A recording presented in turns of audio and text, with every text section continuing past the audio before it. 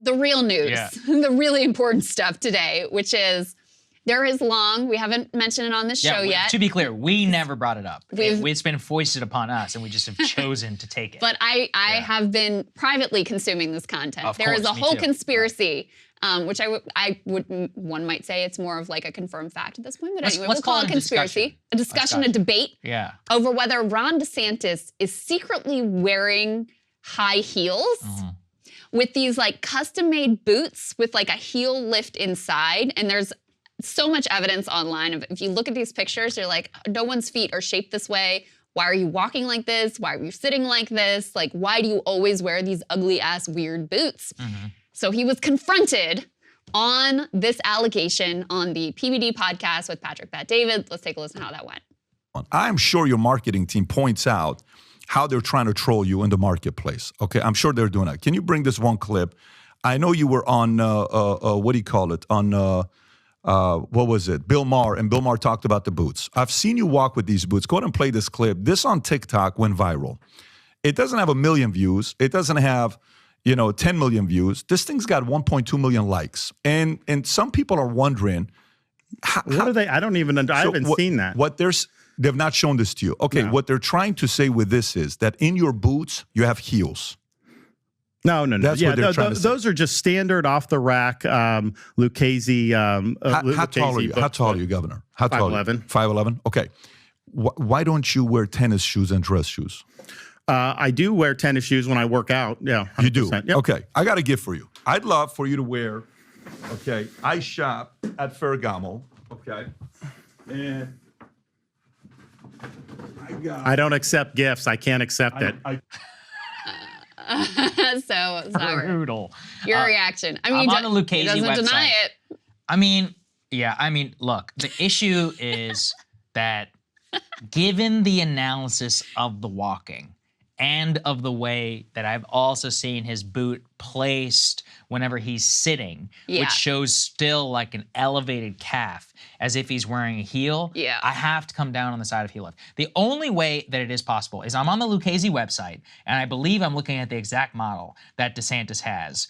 And in it, it does have like a semi-substantial heel lift to it. I'm wearing dress boots, like for example, people can see there is like a slight heel that is on there, but when I walk, if I were to stand up right now, like you can look at my calves and like I'm still able to stand up completely like straight. a normal person. Right, so that is why, even when I do, because that's why I had to test out. I don't actually often wear dress boots, I just got these. So I'm like, well, maybe it's like a dress boot thing, but I don't think so. And I've looked also, so Marshall actually, at his wedding, he wore cowboy boots with this suit, and he also didn't look like, and I believe they're I don't think it's the same, I think they're Tecovas. But in terms of the heel lift, whenever we were his gait did not appear to do the same thing. So based upon my anecdotal evidence, my own personal experience, and from the videos, I have no choice but to conclude that he is likely wearing some sort of heel lift. Yeah, so I assembled a little bit. There's tons of evidence in addition to this online, but I did assemble a little bit of my own evidence to present to the audience. Go ahead and put this up on the screen. So this is DeSantis walking. Why are you walking? Yeah, like that is a weird, it is weird way to walk. So why are you walking in this strange way? All right, go to the next video. This is a guy, the next video is of a man wearing heels who is not used to wearing heels. And it's a very similar gait. Is it not? Yep. To me, this is very persuasive and compelling evidence that there is something going on with the boots. Now, Kyle and I have been having this ongoing debate. Obviously, it's a ridiculous thing, and Saagar, you can go through the history because we were looking at it this morning. I have it in front of me. I'm ready. There have not really been short presidents, at least in modern history, so it's not like it's an illegitimate concern. But Kyle and I have been debating, like, obviously it's a ridiculous thing to do in the first place, but let's assume you did it. You read the stats, you were like, okay, there are no US presidents who are short. I gotta add at least like 3 inches here to my game or else there's no way I'm gonna win. So you do it and you get caught. Do you just continue to lie or do you come clean? You gotta lie. You take it to the grave, you maintain your 5'11" till the death. These people are all professional liars anyway. Who cares, It's like, and who's really gonna ever find out about it? And also to your point, so I've got the history and the data in front of me. It is an existential crisis for him to even be 5'11". The only president. And there is no way he is 5'11". There's not no a chance. The only president in the modern era to be under 5'11.5" is Jimmy Carter. And actually, this is what's really crazy.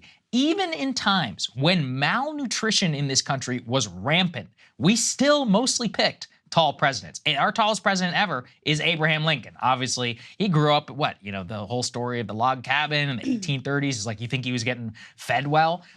I actually didn't even know this. George Washington was 6'1.5". That's actually the same height as I am. People like Chester Arthur, 6'2". Thomas Jefferson, 6'2.5". I mean, at that time, to grow that big, that is very, very atypical. But even 6 foot, guys like James Monroe, John Tyler, James Buchanan, James Garfield, Warren G. Harding, Gerald Ford was 6 foot. Joe Biden is 6 foot. Trump is actually our third tallest president ever. He was 6'3". LBJ is 6'3.5". And as I said, the only president of the modern era to be below 5'11.5", which was George W. Bush, to be clear, is Jimmy Carter, who came in at 5'9.5". Also, that's why previously I've been talking about Mike Johnson, and I was like, man, he's only 5'8". This is what I'm saying. Like, look, don't hate the player, hate the game. It's like most people who make it to the very, very top of American politics are pretty tall.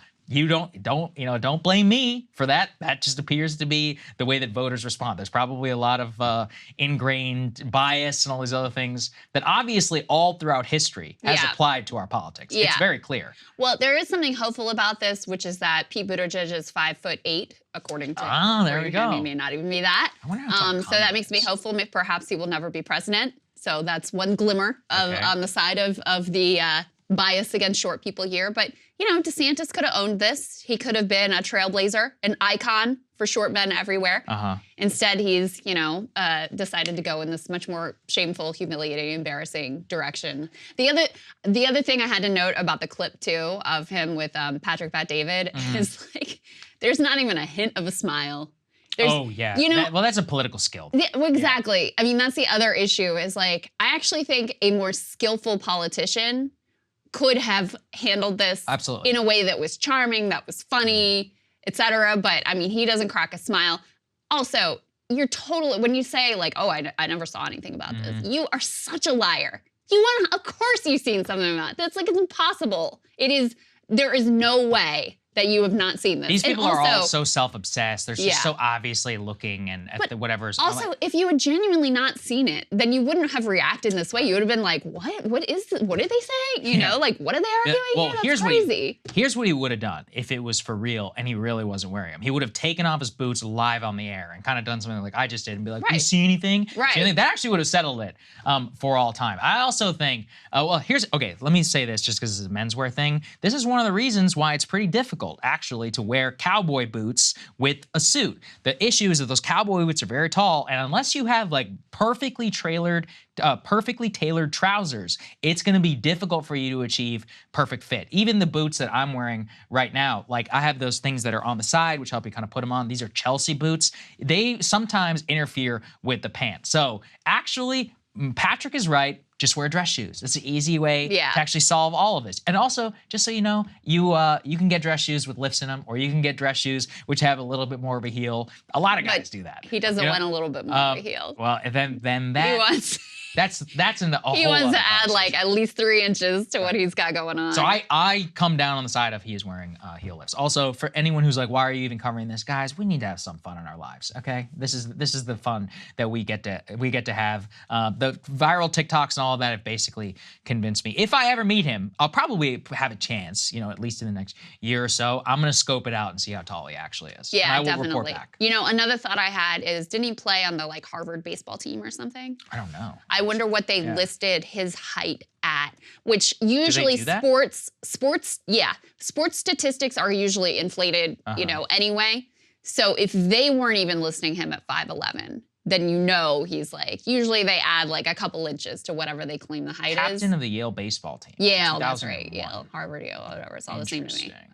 So anyway, that would be another avenue of investigation for any sleuths out there that did occur to me, but I was too lazy to actually pursue. You heard it here first. Okay, time to make the hardest turn in history literally. from Ron DeSantis' heel lifts to matters of literal life and death and the human beings who are suffering in the midst of what is happening in Israel and in Gaza. Let's go ahead and get to our guest, Skilly Robin. Hey guys, if you like that video, go to breakingpoints.com, become a premium subscriber, and help us build the best independent media organization on the planet. That's right. We're subscriber funded. We're building something new. We want to replace these failing mainstream media organizations. So again, to subscribe, it's breakingpoints.com.